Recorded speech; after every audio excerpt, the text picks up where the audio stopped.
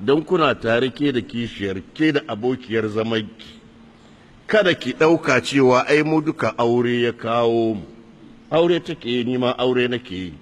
In kun amince da mijinku, she ku sa ido ku ga yadda rayuwa take tafiya.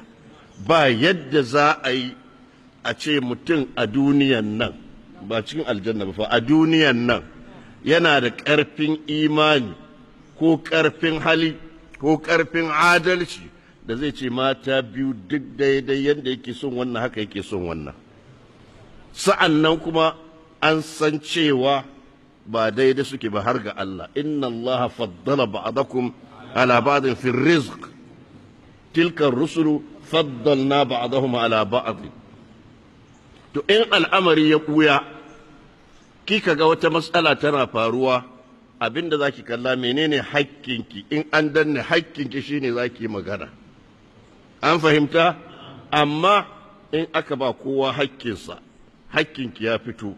To don kin ga yana karkata wajen wata daban, kada ki ji zafi ki ce sai an nuna miki me mafari, me yasa wannan tambayar za ta haifar miki da jawabi da za ta sa miki ciwon zuciya. Shedan ne ke zuwa yana zuga ki, duk ba matan aure bane, duk ba matansa bane ba, duk ba kaza bane ba, ba kaza muke masa ba, dan me zai. To in kika tambaye shi yace tafi ki kyau, abin da yasa kika ga ina karkata wajen ta tafi ki kyau ne, sai ki yaya. Tafi ki iya girki ne, sai ki yaya. Tafi ki daɗin rayuwa ne, sai ki yaya. Tafi ki kaza ne, sai ki yaya. Don Allah ya rufa asiri, ki rufi kema.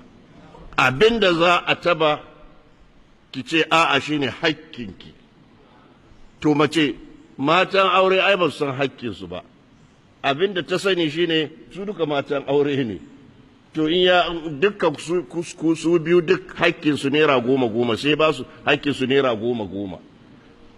Yanzu ya saura hakkinsa ne in ya ga dama ya kara ma wannan ko ya kara ma wannan ko ya daina. Wannan ba hakkinki bane, hakkinsa ne. In kin ce dan me, to kin shiga cikin hakkin shi. Kin bar hakkinki, an baki hakkinki bai daga miki hankali ba, kika shigo cikin hakkinsa za ki tada hankalinki ya bayu zuwa mutuwan aurenki. Kin ga aurenki ya mutu ba tare da an danne miki hakkinki ba, kin shiga cikin hakkinsa kenan.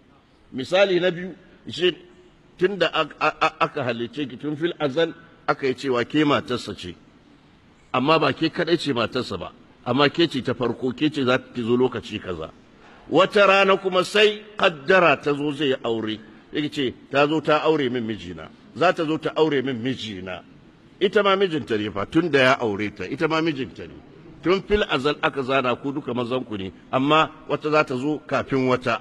To wa'annan hakkoki in ana karantawa mata suna fahimta, to shi kenan sai kaga suna jin sanyi a ransu, su iya jurewa rayuwa